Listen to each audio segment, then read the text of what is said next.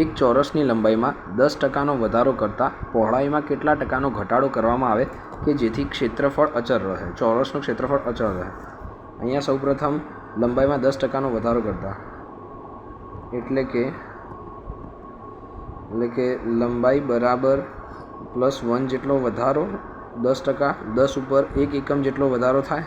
હવે જો આટલો વધારો કરીએ તો પહોળાઈમાં કેટલો ઘટાડો કરવામાં આવે જેથી ક્ષેત્રફળ અચળ રહે? તો તે માટેની ટ્રીક છે પહોળાઈમાં પણ 1 જ એકમનો ઘટાડો કરવામાં આવશે. એટલા જ એકમનો ઘટાડો કરવો જેટલો અહીંયા વધારો કર્યો છે, પરંતુ ઘટાડા માટે માઇનસનું ચિહ્ન આવશે અને છેદમાં એટલા એકમ કે જે અહીંયા ટોટલ બને છે, ટોટલ 11 એકમ.